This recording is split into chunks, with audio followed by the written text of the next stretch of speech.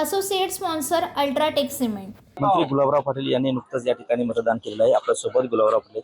भाऊ, काय सांगाल? नुकतंच मतदान केलं, काय आवाहन करणार?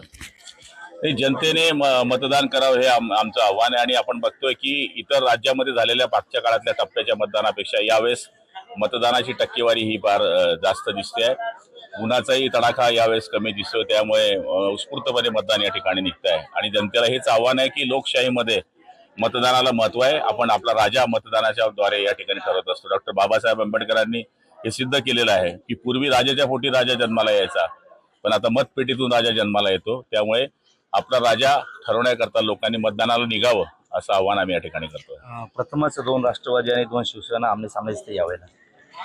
नाही, असू द्या ना, दोन्ही समोर असले तरी विचारधारा जी आमची आहे ती बाळासाहेबांची विचारधारा आहे। काही लोकांनी ती विचारधारा सोडलेली आहे।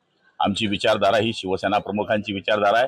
काहींनी आता काँग्रेसची विचारधारा पकडलेली आहे। सुरेशदादा जैन यांनी नुकतंच 2 दिवसापूर्वी या ठिकाणी महायुतीच्या उमेदवाराला पाठिंबा दिला, त्याचा काही परिणाम होऊ शकतो, काही फायदा होईल? निश्चितपणाने सुरेशदादांना मागणारा एक वर्ग आहे आणि त्याचा फायदा निश्चितपणाने आम्हाला होणार आहे। एकनाथ खडसे यांनी राजकारणातून संन्यास घेणार नाही, मात्र या ठिकाणी निवडणूक लढणार नाही असं सांगितलं। तब्येतीच्या कारणास्तव त्यांनी हा निर्णय घेतलेला असावा, पण त्यांचं मार्गदर्शन आणि सुरेशदादांचं मार्गदर्शन या जळगाव जिल्ह्याला असणं फार गरजेचं आहे। जे महाविकास आघाडीचे उमेदवार आहेत करण पाटील यांच्यासाठी उद्धव ठाकरे, शरद पवार हे सुद्धा मैदानात उतरले होते आणि आपल्या उमेदवारासाठी महायुतीचे उमेदवार फक्त देवेंद्र फडणवीस या ठिकाणी येऊन गेले। करण पवार कोण? करण पवार हे मूळ भाजपचेच आहे। 15 दिवस पूर्वी ते इकडे आले। आता लोकांना ते सांगताय, पण यांचं पूर्ण आयुष्य भाजपात गेलंय।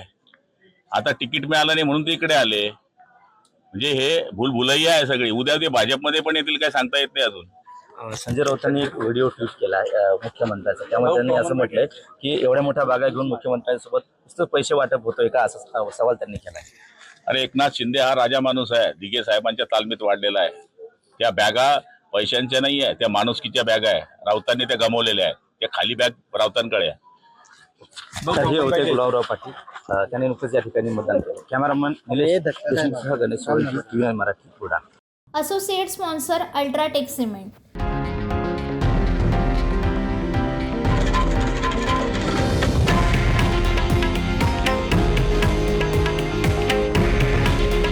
हे आहे देशातील नंबर 1 न्यूज नेटवर्क आणि आपण पाहत आहात TV9 मराठी। काळजी तुमची, हित महाराष्ट्राचं।